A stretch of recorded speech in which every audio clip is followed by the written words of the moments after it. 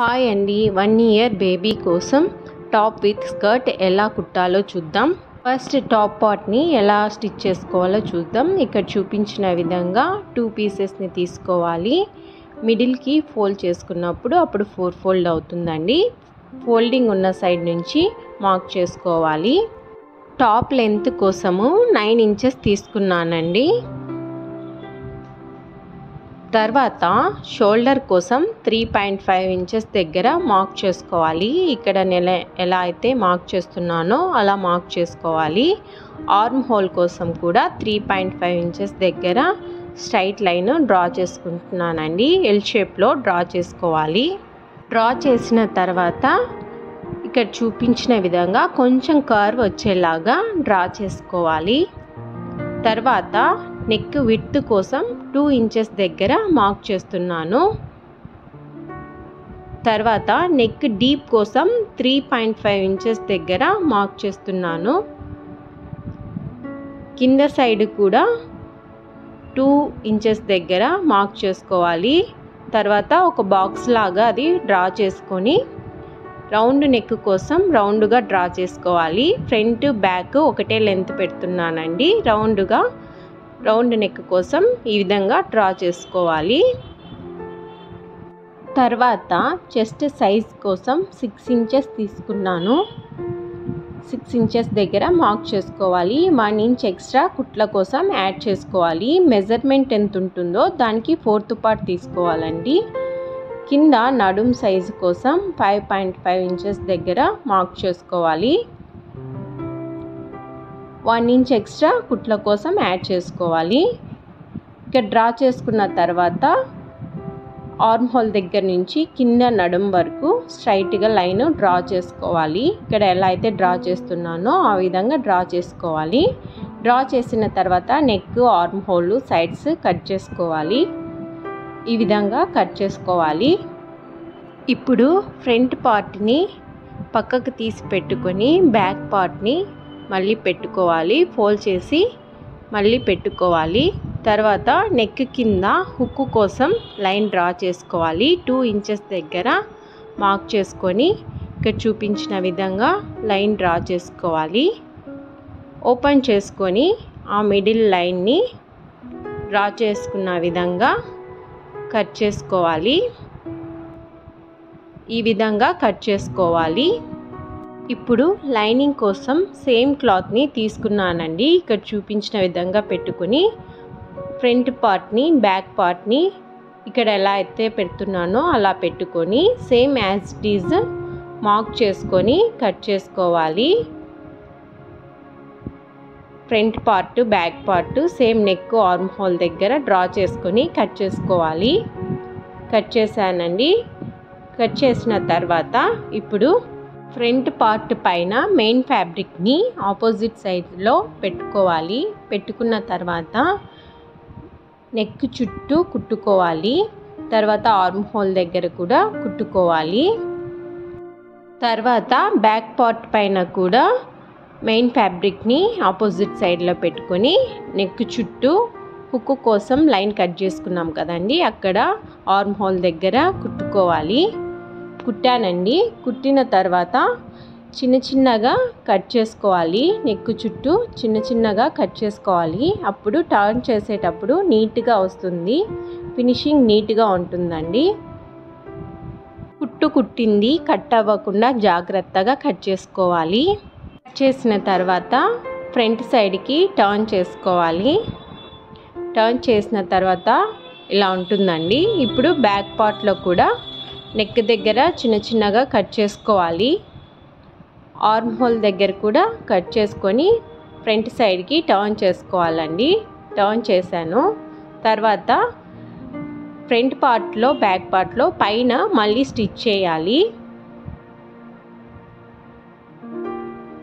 చేశానండి. చేసిన తర్వాత ఇలా ఉంటుంది ఫ్రంట్ పార్ట్, బ్యాక్ పార్ట్. తర్వాత ఫ్రంట్ పార్ట్ని ఇలా పెట్టుకొని రైట్ సైడ్లో, బ్యాక్ పార్ట్ని ఆపోజిట్ సైడ్లో ఇక్కడ చూపించిన విధంగా పెట్టుకొని షోల్డర్ దగ్గర జాయింట్ చేసుకోవాలి. తర్వాత సైడ్స్ కూడా కుట్టుకోవాలండి. సైడ్స్ కుట్టుకున్న తర్వాత కింద సైడ్ కూడా డబల్ ఫోల్డ్ చేసుకొని కుట్టుకోవాలి. చుట్టూ ఫ్రంట్ సైడ్ బ్యాక్ సైడ్ చుట్టూ కుట్టుకోవాలి. షోల్డర్స్ దగ్గర జాయింట్ చేశాను, సైడ్స్ కూడా కుట్టానండి. కింద సైడ్ కూడా డబల్ ఫోల్డ్ చేసి కుట్టాను. ఇప్పుడు రైట్ సైడ్కి టర్న్ చేసిన తర్వాత టాప్ పార్ట్ ఇలా ఉంటుందండి. ఇప్పుడు కింది పార్ట్ స్కర్ట్ ఎలా కుట్టాలో చూద్దాం. దానికోసం 2 పీసెస్ని తీసుకున్నాను. లెంత్ 9.5 ఇంచెస్ తీసుకున్నాను. విడ్త్ 30 ఇంచెస్ తీసుకున్నానండి. ఇంత లెంతే తీసుకోవాలని ఏం లేదు, మన దగ్గర క్లాత్ ఉన్న దాన్ని బట్టి మనం తీసుకోవచ్చు. ఇప్పుడు బ్యాక్ పార్ట్ని తీసుకొని ఫ్రంట్ పార్ట్ని పెట్టుకోవాలి. ఇలా పెట్టుకున్న తర్వాత పైన లూజ్ కుట్టు కుట్టుకోవాలి, పెద్ద కుట్టు కుట్టుకోవాలి. కుట్టానండి. కుట్టిన తర్వాత ఒక దారాన్ని తీసుకొని చిన్నగా లాగుతూ ఫ్రిల్స్ లాగా పెట్టుకోవాలి. ఇక్కడ నేను ఎలా అయితే పెడుతున్నానో అదే విధంగా లాస్ట్ వరకు చిన్నగా లాగుతూ పెట్టుకోవాలి.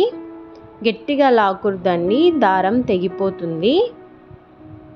అటు సైడ్ లాస్ట్ నుంచి కూడా ఫ్రిల్స్ ఇంకొంచెం పెట్టుకోవచ్చండి. ఆ విధంగా అంతా పెట్టేసుకోవాలి.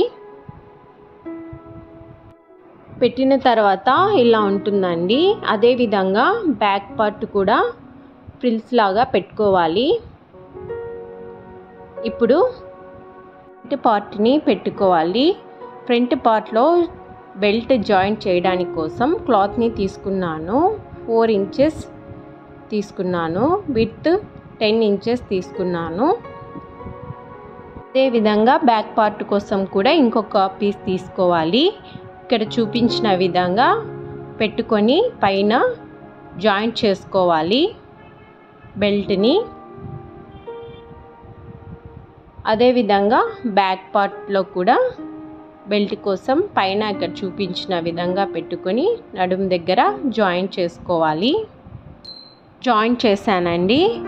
జాయింట్ చేసిన తర్వాత ఇలా ఉంటుంది. అదేవిధంగా బ్యాక్ పార్ట్లో కూడా జాయింట్ చేశాను. ఇప్పుడు ఫ్రంట్ పార్ట్ని పెట్టుకొని దానిపైన బ్యాక్ పార్ట్ని ఆపోజిట్ సైడ్లో ఇక్కడ చూపించిన విధంగా పెట్టుకొని సైడ్స్ జాయింట్ చేసుకోవాలి. పైనుంచి కింది వరకు జాయింట్ చేసుకోవాలి 2 సైడ్స్.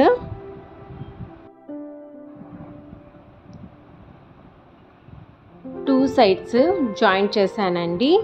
పైనుంచి కింది వరకు జాయింట్ చేశాను. పైన ఇప్పుడు బెల్ట్ కోసం కుట్టుకోవాలి, రౌండ్గా కుట్టుకోవాలి. ఇక్కడ చూపించిన విధంగా ఫస్ట్ కొంచెం చిన్నగా ఫోల్డ్ చేసుకొని తర్వాత బెల్ట్ ఎంత సైజు కావాలో ఎలాస్టిక్ పెట్టుకోవడానికి అంతా ఫోల్డ్ చేసి పెట్టుకోవాలి. ఇక్కడ నేను ఎలా అయితే పెడుతున్నానో చుట్టూ ఆ విధంగా ఫోల్డ్ చేసి పెట్టుకోవాలి. తర్వాత కొంచెం లెంత్ వదిలేయాలండి ఎలాస్టిక్ని ఎక్కించుకోవడానికి. ఇక్కడ నేను మార్క్ చేస్తున్నా కదా, అంత లెంత్లో వదిలేసి మిగతాది స్టిచ్ చేసుకోవాలి. స్టిచ్ చేశానండి. చుట్టూ స్టిచ్ చేశాను. కొంచెం గ్యాప్ ఉంచాను. ఎలాస్టిక్ తీసుకున్నానండి. 14 ఇంచెస్ తీసుకున్నాను.